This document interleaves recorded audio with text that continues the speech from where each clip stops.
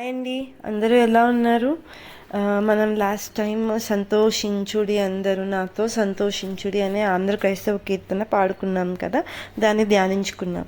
ఈరోజు బేతాల్ జాన్ గారు రాసిన ఇంకొక కీర్తనని ధ్యానించుకోవడానికి నేను మీ ముందుకు వచ్చాను. అయితే ఆ పాటని ధ్యానించుకునే ముందు మొదటిగా ఈ రోజంతా దేవుడు మిమ్మల్ని కాపాడారు కదా, మీరు ఇది ఎప్పుడు వింటున్నారో నాకు తెలియదు, కానీ ఇది విన్నా వినకపోయినా దేవుడు మిమ్మల్ని కాపాడినందుకు, రక్షించినందుకు, పోషిస్తున్నందుకు, అన్ని రకాలుగా భూమి మీద చాలా రకాలైన విపత్తులు ఉన్నాయి కదా, చాలా సమస్యలు ఉన్నాయి. ఆ సమస్య ఏది మన దగ్గరికి రాకుండా మనల్ని క్షేమంగా ఉంచినందుకు దేవునికి థ్యాంక్స్ చెప్పుకున్నామా? ఆ కృతజ్ఞత పొందుకోవడానికి, ఆ వాత్సల్యత పొందుకోవడానికి మనమైతే ఏ మంచి పని చేయలేదు. మన క్రియల బట్టి కానీ, మనలో ఉన్న మంచితనాన్ని బట్టి కానీ కాదు, కానీ యేసయ్య తనంతటి తానే మనల్ని ప్రేమిస్తూ వస్తూ ఉన్నారు. మనం ఎలాంటి వారిమైనా, ఎంతటి వారిమైనా, ఎంత ఎలాంటి బ్రతుకులో ఉన్నా మనల్ని కాపాడుతూనే ఉన్నారు, కరుణిస్తూనే ఉన్నారు. మనం మారడానికి ఇంకొక అవకాశాన్ని, ఇంకొక రోజుని, ఇంకొక గంటని, నిమిషాన్ని, అన్నిటినీ మనకి అనుకూలమైన పరిస్థితుల్ని మన చుట్టూ పెడుతూనే ఉన్నారు. మరి వెంటనే దేవునికి కృతజ్ఞతలు చెప్పుకుందామా? అలాగే ఒక చిన్న వాక్యాన్ని కూడా ధ్యానించుకుందాం. దానికన్నా ముందుగా చిన్న ప్రార్థన. యేసయ్య, మీకు అనేక వందనములు.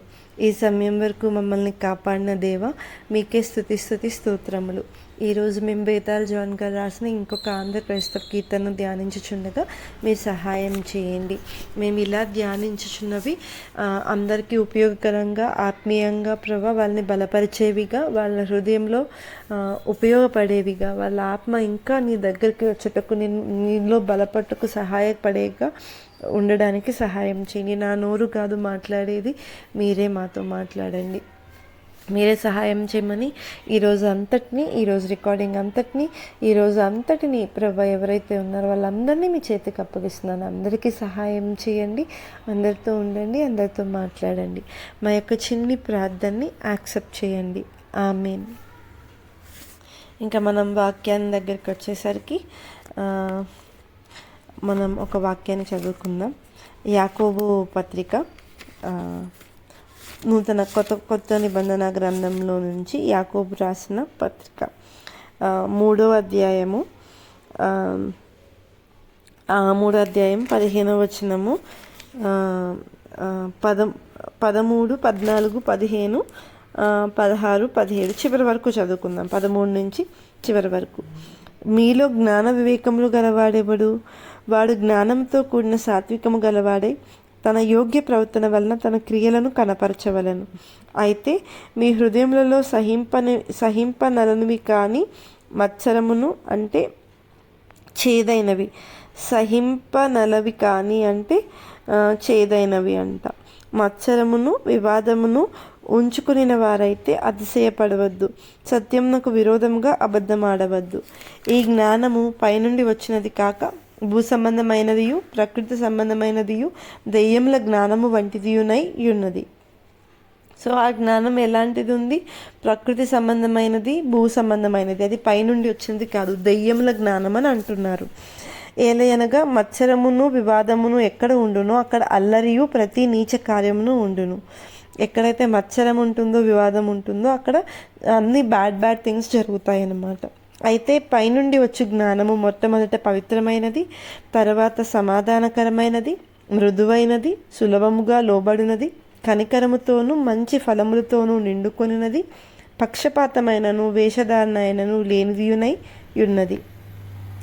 పైనుండి దేవుని దగ్గర నుండి వచ్చే జ్ఞానం అంటే దేవుని దగ్గర మనం నాటబడుతూ దేవునిలో ఎదుగుతూ ఉన్నప్పుడు దేవుడు మనకి జ్ఞానాన్ని ఇస్తారు కదా. ఆ జ్ఞానం ఎలా ఉంటుందంటే పవిత్రంగా ఉంటుంది, సమాధానకరంగా ఉంటుంది, చాలా సాఫ్ట్గా ఉంటుంది, ఈజీగా అగ్రి అవుతుంది, కనికరముతోనూ మంచి ఫలములతోనూ నిండుకొని ఉంటుంది, పక్షపాతం ఉండదు, వేషధారణ ఉండదు, ఇది ఏమీ లేకుండా ఉంటుంది. నీతి ఫలము సమాధానము చేయువారికి సమాధానమందు విత్తబడును. ఎవరైతే సమాధానం చేస్తూ అంటే ఏదన్నా గొడవ జరుగుతున్నా, ఏదన్నా ఇబ్బంది జరుగుతున్నా దాన్ని కామ్ చేస్తారో, సమాధానపరుస్తారో వాళ్ళకి సమాధానం ఉంటుందన్నమాట. వాళ్ళకి రిజల్ట్ సమాధానమే వస్తుంది, సమాధానమే విత్తబడుతుంది. అది ఈ వాక్యం యొక్క అర్థము. అంటే ఇన్ షార్ట్ ఏం చెప్తున్నారంటే, ఈ భూ సంబంధమైన జ్ఞానం ఎలా ఉంటుంది, దేవుని నుండి వచ్చే జ్ఞానం ఎలా ఉంటుంది అని చెప్తున్నారు. దేవుని నుండి వచ్చే జ్ఞానము ఇద్దరి మనుషుల్ని కలుపుతుంది, ఇద్దరి మనసులను కలుపుతుంది, ప్రశాంతమైన వాతావరణాన్ని ఇస్తుంది. గొడవలు, ఇబ్బందులు, అల్లర్లు అలాంటివి ఏమీ లేకుండా ప్రశాంతంగా మనిషి జీవించడానికి సహాయపడుతుంది అన్నమాట. అలాంటి జ్ఞానాన్ని మనం కోరుకోవాలి, దానిపైనే ఆసక్తి చూపించాలి. అయితే ఈరోజు కీర్తనకు వచ్చేస్తే ఆంధ్ర క్రైస్తవ కీర్తనలో నుంచి బేతాల్ జాన్ గారు రాసిన పాట 114వ కీర్తన. వరుసలో చూసుకుంటే 114వ కీర్తన. ఈ పాటకి పైన జ్ఞానులు క్రీస్తును ఆరాధించుట, కుమారుడగు దేవుని అంటే క్రీస్తుని ఆరాధించుట. రాగం వచ్చేసి శంకరాభరణం, తాళం వచ్చేసి ఆది. జ్ఞానులారాధించిరి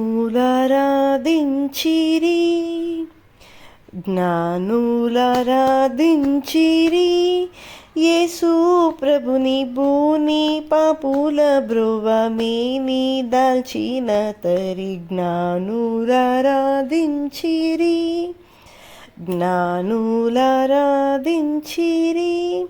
యేసు ప్రభుని భూని పాపుల బ్రువమేని దాల్చిన తరి.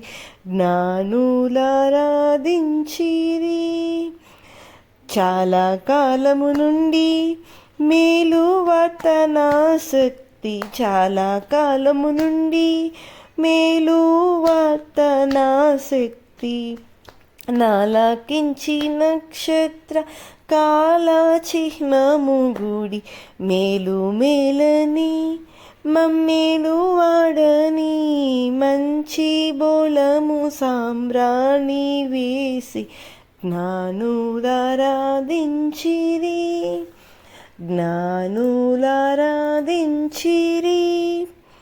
దూరమనక యాత్ర భారమనక బయలుదేరి, దూరమనక యాత్ర భారమనక బయలుదేరి, సంతోషముతో చేరి మేలిమి బంగారమిచ్చిరి, మన సారమెచ్చిరి. జోహారు జోహారటంచు జ్ఞానులారాధించిరి. ఈ దివసంబున బెత్లెహేమనునురా, ఈ దివసంబున బెత్లెహేమనునురా, యూదుల రాజుగా బాదుకొన్న యేసునాథ స్వామిని సమ్మోదమిమ్మని, యాయూద జనుల మధ్య జ్ఞానులారాధించిరి. ఈ సమయము మా సమయంబుగా, ఈ సమయము మా సమయంబుగా చేసి స్తుతింపన్ జేరీతి మిచ్చోట. బాసురంబగు శ్రీ యేసునాథుని హృదయాసనంబున జేచి జ్ఞానులారాధించిరి.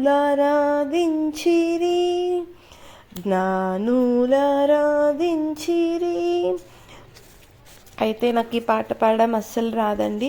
ఈ ట్యూన్ గురించి కానీ దీని గురించి కానీ తప్పుగా పాడుంటే నన్ను మన్నించండి. అయితే నా ముఖ్య ఉద్దేశం వచ్చి, ఈ పాటలో ఉన్న ప్రతి పదం ఎంత స్పష్టంగా, ఎంత స్వచ్ఛంగా రాశారో, అందుకే నాకు పాట మొత్తం ఒక్కసారి నా నోటితో పలకాలనిపించింది, దేవుణ్ణి ఆరాధించాలనిపించింది.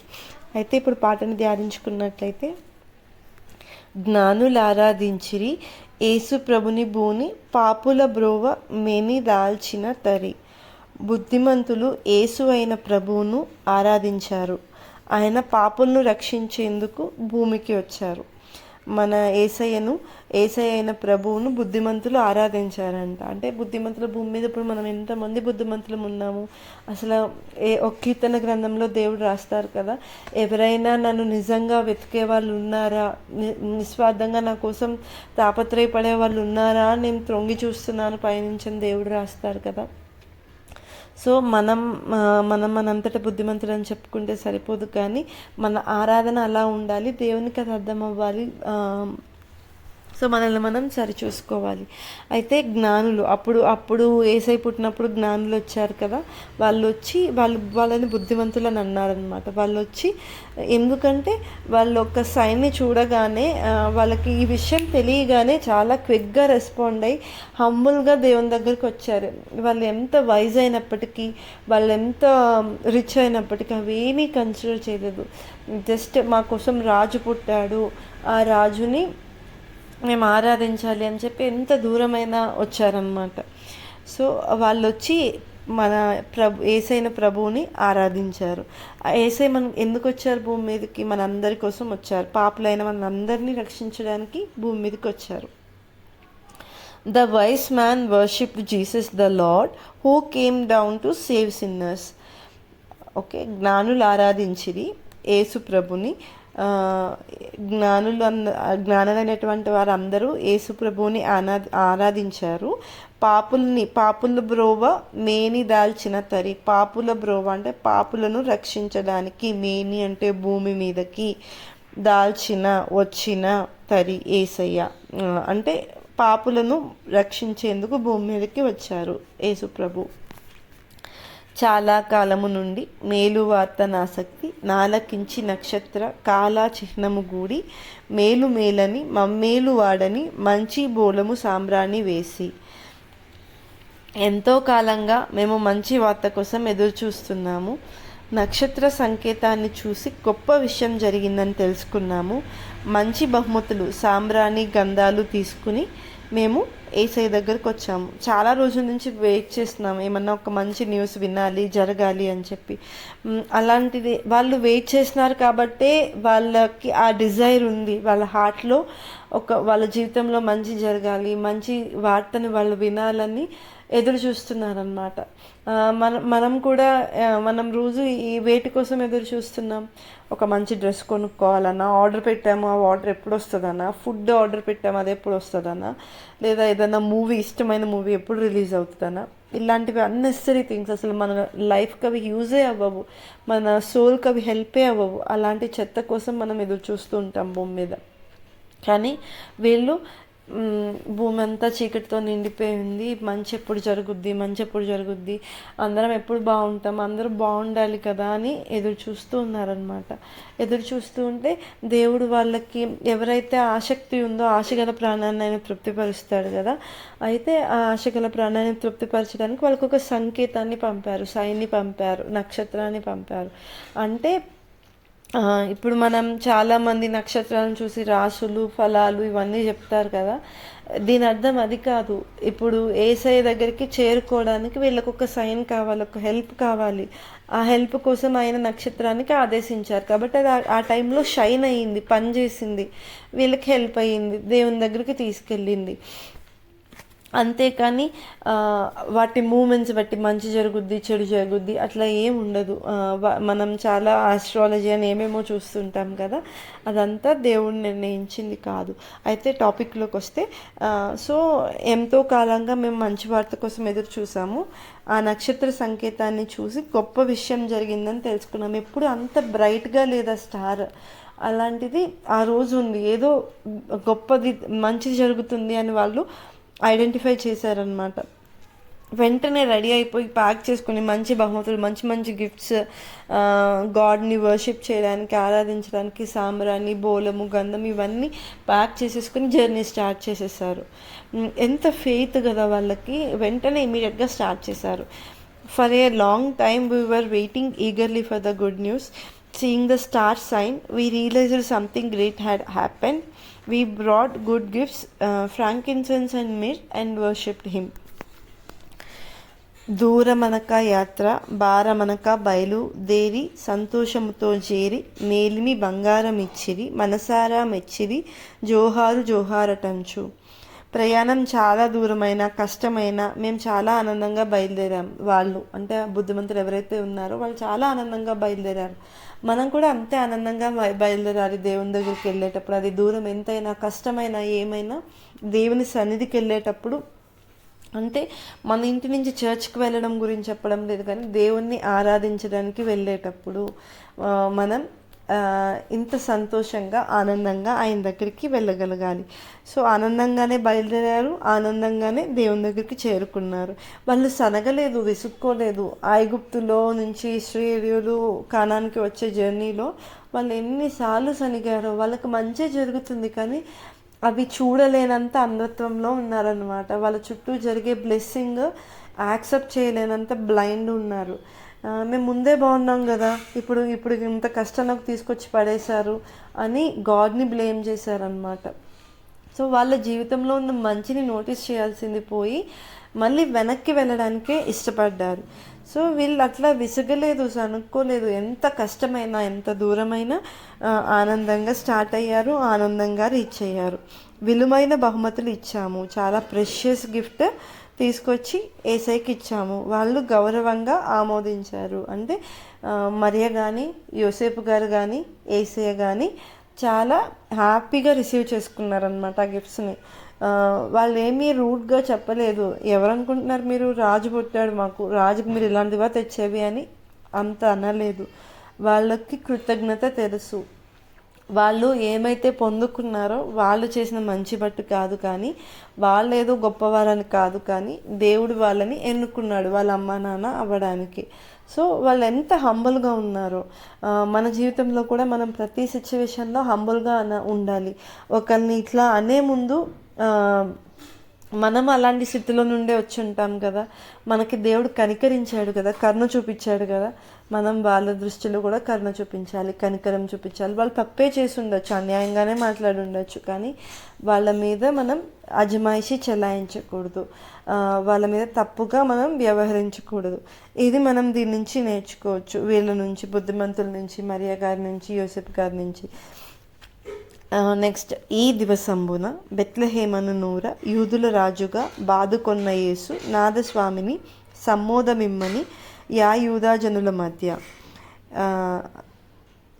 సారీ అండి, పైన దూరమనక యాత్ర దానికి ఇంగ్లీష్లో నేను చెప్పలేదు. Though the journey was long and hard, we started out happily and reached joyfully. We offered precious treasures and they accepted our gifts with honour and joy. చాలా రెస్పెక్ట్ఫుల్గా యాక్సెప్ట్ చేశారు అండ్ చాలా జాయ్ఫుల్గా ఉన్నారు. ఈ దివసంబున బెత్లెహేమను నూర యూదుల రాజుగా బాదుకొన్న యేసు నాదస్వామిని సమ్మోదమిమ్మని యా యూదా జనుల మధ్య. ఈరోజు బెత్లెహేములో యూదుల రాజుగా యేసు జన్మించాడు. యూదుల మధ్య ఆయన జన్మను మేము ఆనందంతో జరుపుకున్నాం. అయితే ఏసయ్య రోజు మనందరిలో జన్మిస్తూనే ఉంటున్నారు. ఆ ఒక్క రోజుకే అది పరిమితం కాదు. ఏసయ్య జననం రోజు రోజు రోజు అందరి జీవితాల్లో జరుగుతూనే ఉంది. కొత్తగా రక్షింపబడిన వాళ్ళు ఆ రోజే ఏసయ్యని తెలుసుకున్నారు, వాళ్ళకి ఆ రోజే ఏసయ్య అని తెలుసు.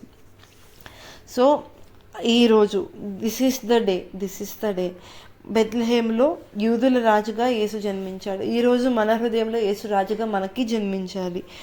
యూదుల మధ్య ఆయన జన్మను మేము ఆనందంతో జరుపుకున్నాం. యూదుల మధ్య ఆయన పుట్టినందుకు మేము చాలా హ్యాపీగా దాన్ని సెలబ్రేట్ చేసుకున్నాం. దాని అర్థం ఏంటి, పెద్ద పెద్ద స్టేజ్ వేసి డెకరేషన్ చేసి చాలా హడావిడిగా హుందాగా సెలబ్రేట్ చేసామని కాదు, హార్ట్లో జాయ్ఫుల్గా రిజాయిస్ చేశారు. సోల్ని ఆత్మలో ఆనందించారు, ఆత్మలో ఉత్సాహించారన్నమాట. అది కళ్ళకు కనబడే ఆనందం కాదు, అంటే కళ్ళతో చూసి డిఫైన్ చేసే హ్యాపీనెస్ కాదు, సెలబ్రేషన్ కాదు. అంత హార్ట్ఫుల్గా వాళ్ళు దేవుని జన్మని, దేవుని పుట్టుకని వాళ్ళు సంతోషంగా ఆనందించారనమాట.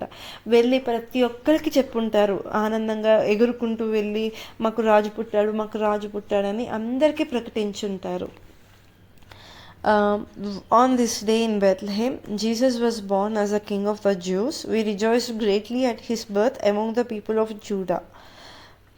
ఈ సమయము మా సమయంబుగా చేసి స్తుతింపను జేరితి మిచ్చోట బాసురంబగు శ్రీయేసునాథుని హృదయాసనంబున చేర్చి.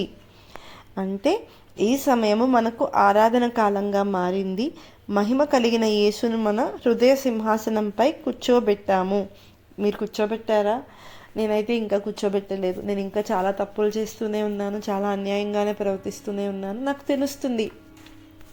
అయితే అలాంటి స్థితిలో మనం ఉండకూడదు. మనం యేసయ్యని మన హృదయ సింహాసనం పైన కూర్చోబెట్టాలి. అంటే ఇది ఒక మాట మాత్రమే కాదు.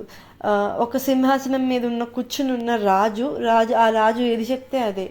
ఒకవేళ మన హృదయ సింహాసనం పైన మనం యేసయ్యని కూర్చోబెట్టుకుని ఉంటే మన ఆత్మ ఒకటి మనకి గైడ్ చేస్తూ ఉంటుంది, మనం అదే చేస్తాం.